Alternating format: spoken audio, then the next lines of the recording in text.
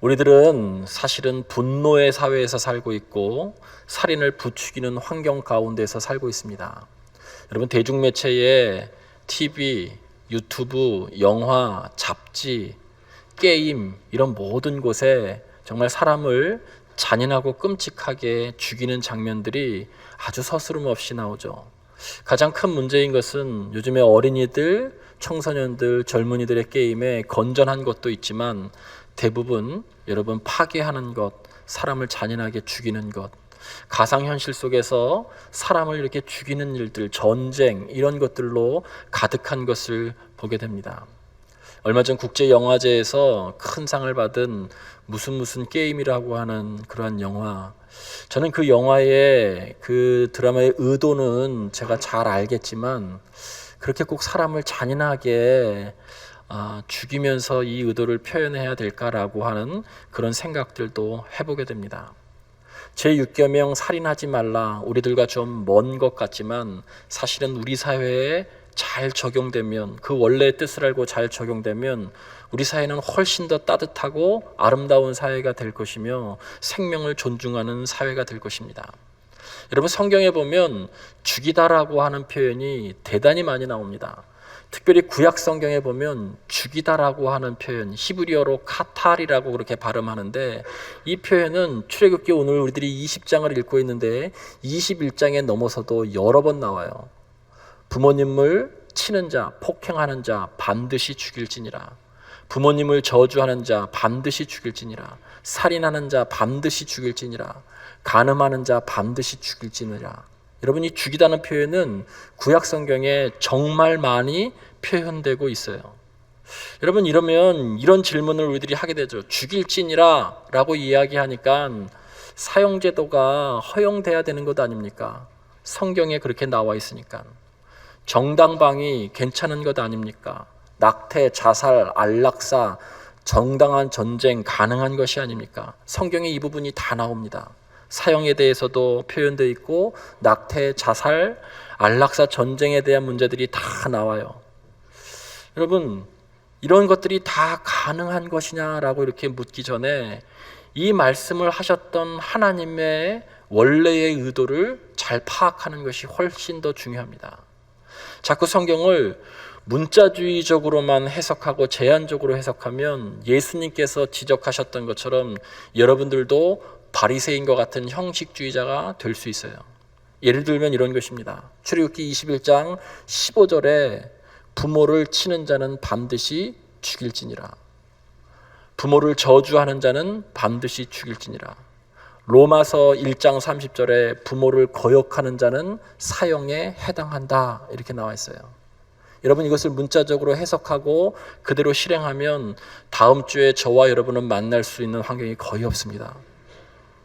자신할 수 있으시겠어요? 우리들이 부모님에 대하여서 이 말씀대로 정말 문자적으로 그렇게 해석한다면 여러분, 다음 주에 저와 여러분이 만날 환경은 거의 없을 거예요.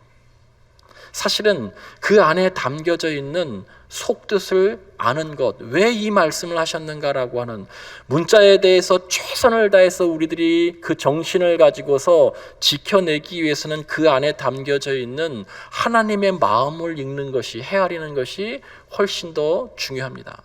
살인하지 말라, 이 말씀도 우리들과 먼 것 같지만 이렇게 말씀하셨던 하나님의 이유, 하나님의 마음을 헤아리는 것이 중요합니다. 죽일지니라, 죽이라 라고 하는 카탈이라고 하는 단어가 굳이 있음에도 불구하고, 살인하지 말라 똑같은 일이 있음에도 불구하고 여기에서는 카탈이라고 하는 단어를 쓰지 않고 히브리어의 라차흐라고 하는 단어를 썼어요. 살인하지 말라, 로 라차흐, 로는 부정하다는 뜻이죠. 살인하지 말라, 로 라차흐라고 썼어요. 여러분, 이 라차라고 하는 단어가 무슨 뜻인지를 잘 헤아리면 살인하지 말라라고 하는 하나님의 뜻을 알 수 있어요. 살인하지 말라라고 하는 이 말씀을 조금 더 우리들이 가깝게 접근하며 하나님의 마음을 헤아리기 위해서는 두 가지 접근이 필요합니다. 하나는 도대체 이 말씀을 하실 때 하나님의 속뜻이 무엇이었을까? 그것은 바꾸어서 얘기하면 무엇 하지 말라라고 할 때 하나님이 도대체 무엇을 금지하셨는가라고 하는 것을 중점적으로 보면 알 수 있습니다. 카탈이라고 하는 단어를 쓰지 않고 똑같은 상황임에도 불구하고 라차르라고 하는 단어를 쓰신 이유는, 여러분 이 라차르라고 하는 단어가 쓰인 이유는 여러분 여기에 나와 있는 제6계명과 도피성에 대한 생명에 관한 문제를 다룰 때 정도만 라차흐라고 하는 단어가 나오지, 대부분 사람의 생명에 관계된 문제들은 다 카타를 쓰고 있습니다. 살인하지 말라라고 하는 라차르라고 하는 이 단어는 무고한 생명을 계획적이고 고의적으로 살해할 때에만 쓰는 단어입니다. 그러니까 하나님께서 어떤 생명에 대해서 가장 싫어하시는 것이 무엇이냐면 아주 계획적이고 의도적이고 고의적으로 사람을 살해하는 것을 하나님은 철저하게 금지하시고 싫어하신다는 거예요. 그래서 카타를 쓰지 않고 라차흐라고 하는 단어를 썼어요. 그러나 안타깝게도 인류 최초의 살인은 바로 이 라차흐였어요. 아주 의도적이고 계획적이었죠. 여러분 인류 최초의 살인은 형제가 형제를, 형이 아우를 죽이는 살인이었어요. 하나님 앞에 가인과 아벨이 함께 예배를 드렸는데 가인의 예배는 연락받으시지 않고 이 아벨의 예배만 하나님께서 연락하셨죠.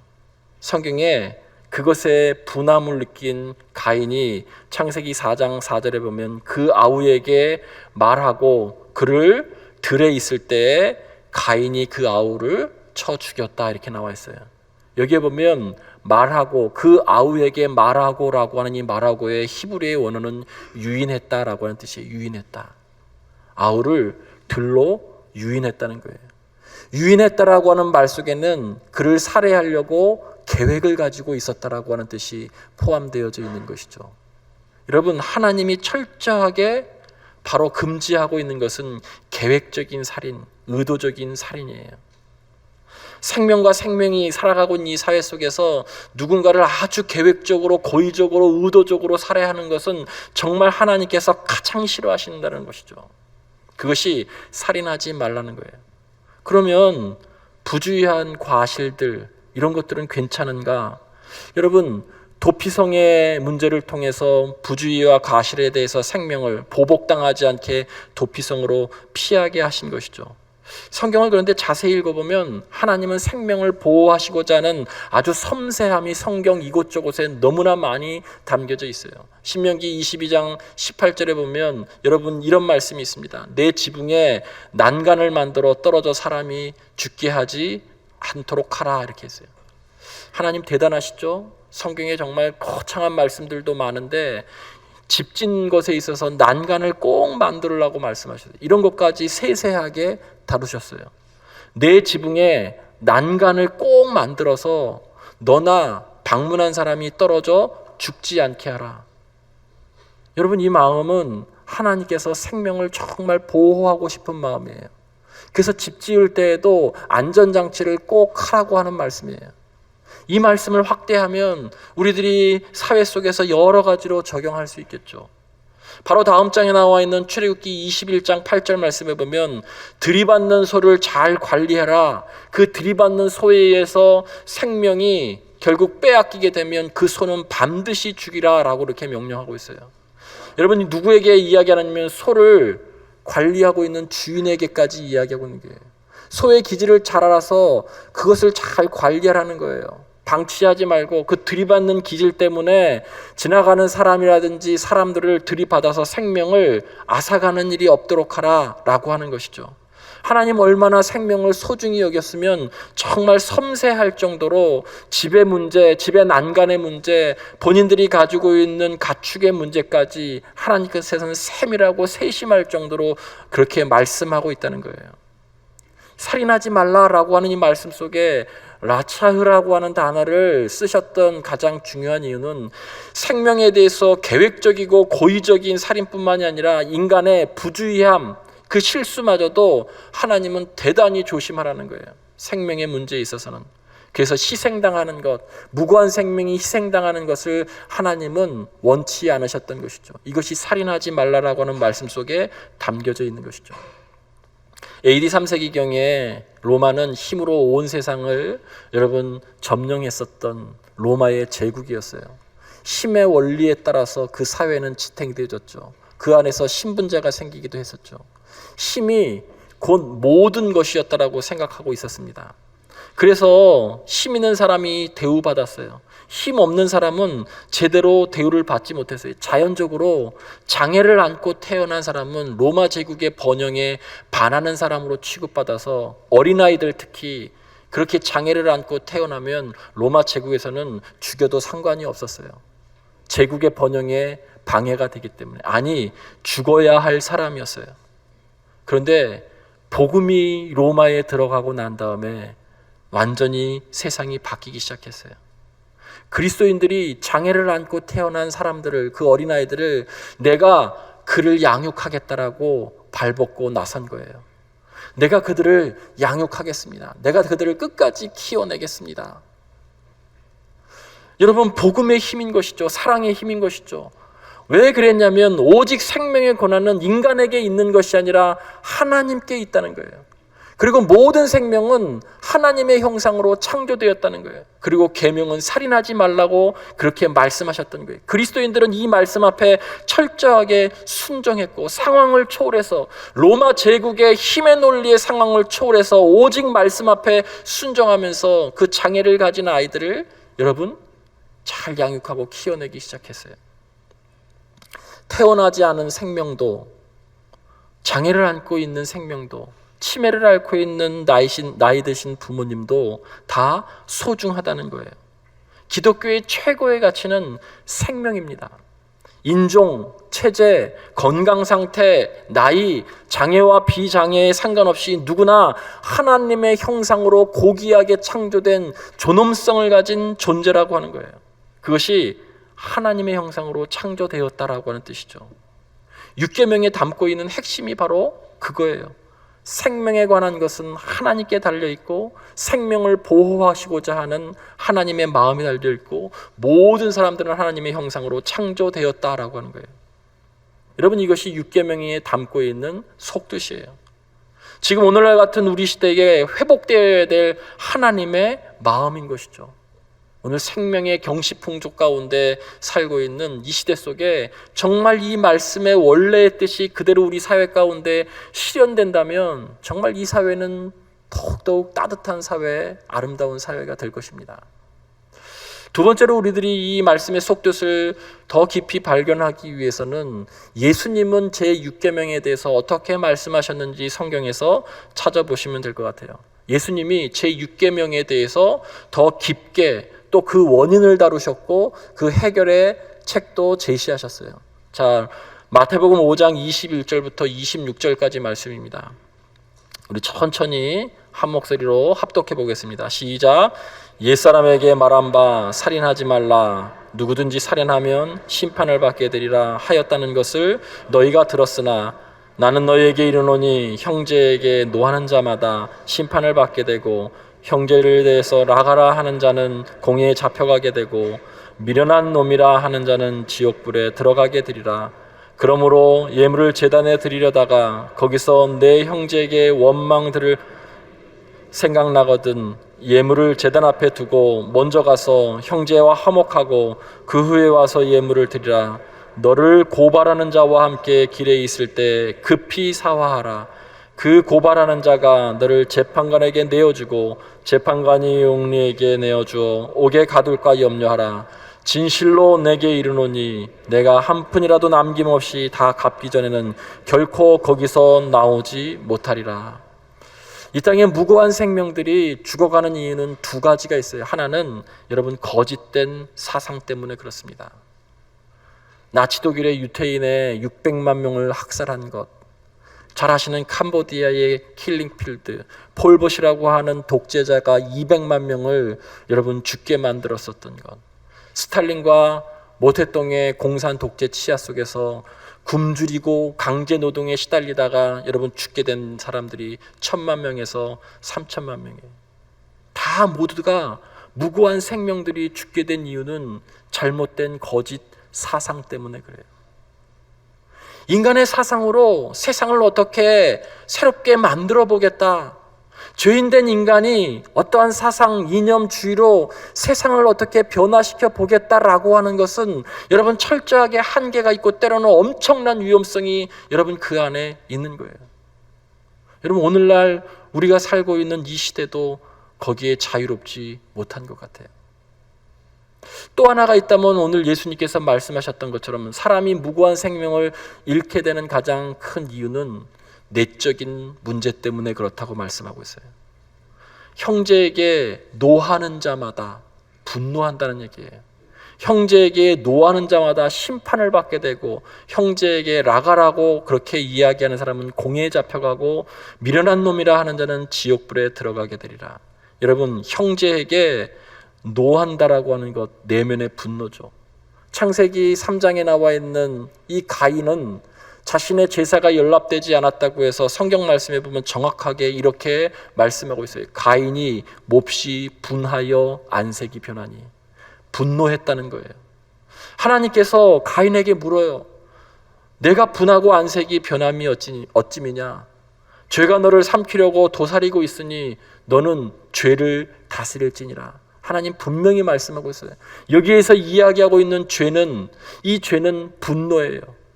너가 안색이 변하고 분했었던 것, 그것은 죄인 것이죠. 상한 감정 속에서 나와 있는 이 분노, 여러분, 이 분노를 다스리지 않으면 반드시 그 분노가 죄로 이어질 것이다. 반드시 밖으로 표출될 것이다. 너는 반드시 그 죄를, 그 분노를 다스려라 라고 말씀하고 있어요. 그래야 너가 죄를 이길 수 있다. 그런데 가인은 그 경고를 무시했습니다. 결국 그 분함으로 인해서 동생을 유인해서 고의적이고 계획적으로 여러분 돌로 쳐 죽였던 것이죠. 살인은 분노의 가장 파괴적인 외형적인 표출이에요. 아담아, 아우야, 너의 아우가 어디 있느냐? 가인에게 물어요. 내 아우가 어디 있느냐? 여러분, 이것은 우리들에게 적용하면 이런 거예요. 내가 지금 미워하고 있는 사람이 누구냐? 어디 있느냐? 라고 묻는 것과 똑같은 거예요. 여러분, 살인하고 났었던 가인에게 하나님께서 물어요. 내 아우가 어디 있느냐? 여러분, 이 말씀을 우리들에게, 지금 살고 있는 우리들에게 그대로 적용하면 내가 지금 미워하고 있는 사람이 있느냐 이 뜻이에요. 내가 마음속으로 끊임없이 예행 연습하며 살인하고 있는 사람이 너에게도 있느냐라고 묻는 거예요. 미움과 분노로 죽여서 마음속에 묻어둔 사람, 그 사람 너에게 있느냐라고 지금 묻고 있는 것이 우리들에게 적용하면 내 아우가 어디 있느냐라는 거예요. 가인은 하나님 앞에서 이렇게 대답합니다. 내가 알지 못합니다. 내가 아우를 지키는 자니까. 동생을 쳐 죽인 피 묻은 돌멩이를 뒤에 숨겨두고 나는 살인하지 않았다고 그렇게 이야기하는 것이죠. 창세기에 나와 있는 이 아벨의 이야기는 아주 지독한 악한 어떤 사람을 설명하기 위해서 보여주려고 성경이 쓰여진 것이 아니라 우리 모두가 누구나 다 가인이 될 수 있다라고 하는 것을 경고하고 있는 거예요.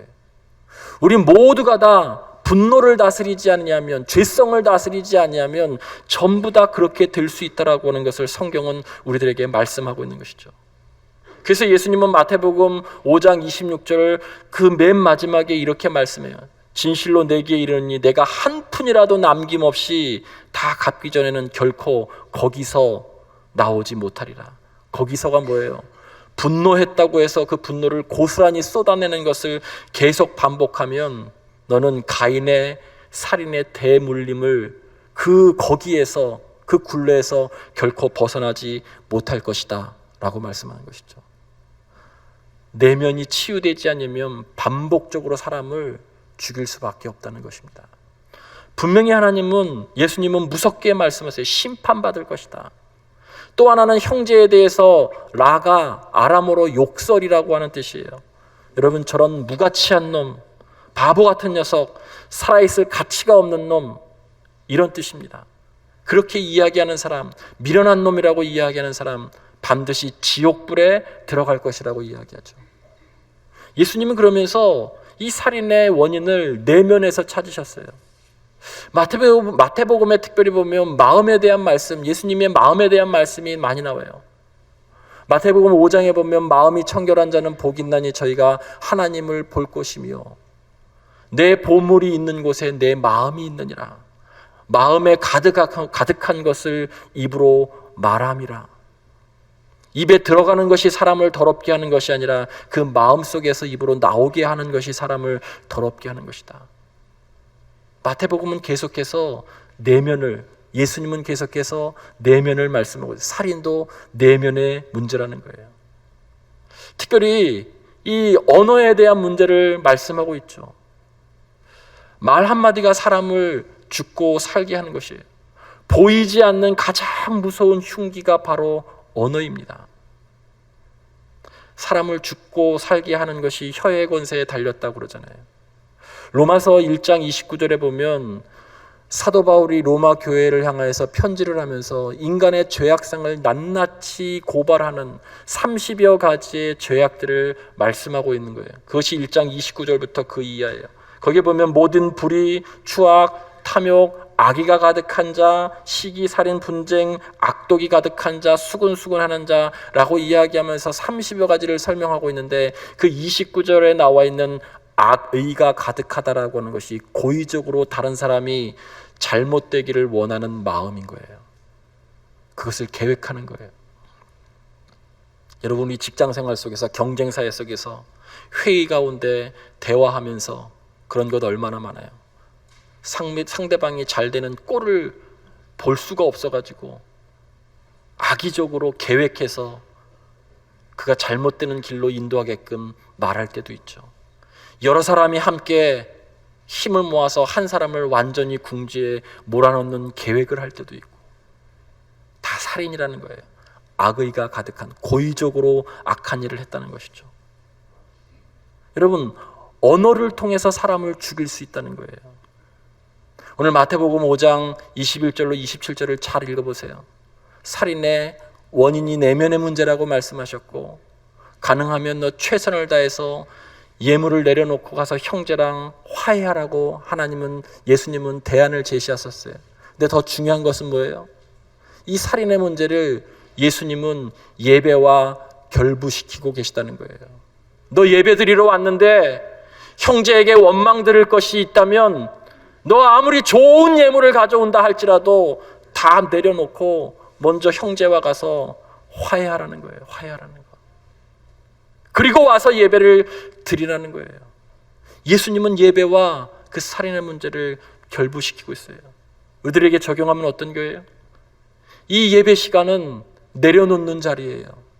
여러분, 가슴 속에 숨겨져 있는 가인의 돌멩이, 그 피 묻은 돌멩이, 누구에게 지금 던지려고 하고 있는 그 돌멩이, 누구에게 지금 준비되어져서 언어로 폭력을 행하려고 하는 그 언어의 그 돌멩이, 피 묻은 돌멩이를 이 예배 시간에 다 내려놓는 시간인 거예요. 내려놓기를 주님의 이름으로 간절히 축원을 드립니다. 우리의 힘으로는 되지 않아요. 그래서 예수 그리스도께서 오신 거예요. 내 힘으로 어떻게 나를 힘들게 했었던 사람, 나에 대해서 그렇게 잔인하게 대했었던 사람을 어떻게 우리들이 그 돌멩이를, 그 칼을 내려놓을 수 있겠어요? 숨겨놓은 것을 기회만 되면 그것을 휘둘리려고 하죠. 그러나 이 예배 시간은 그 칼을 내려놓는 시간이에요. 모세가 아론에게 말씀하셨던 것처럼 많은 사람들, 많은 것을 하나님의 이름으로 축복하는 입술이 되게 해주십시오. 우리의 자녀를, 사랑하는 신앙의 동료를, 직장에서, 교회 공동체의 회의의 현장에서, 어떤 곳에서도 하나님께서 너를 지키시고 너에게 은혜를 베푸시고 하나님이 너에게 얼굴을 두셔서 평강 주시기를 원한다라고 하는 이 축복의 언어를 여러분이 할 때 하나님은 반드시 그곳에 복을 주시겠다, 반드시 그곳에 복을 주시겠다라고 하는 이 말씀을 붙들고, 여러분, 축복하는, 예수님의 이름으로, 하나님의 이름으로 축복하는 그런 삶을 사시는 저와 여러분 되기를 주님의 이름으로 간절히 축원을 드립니다.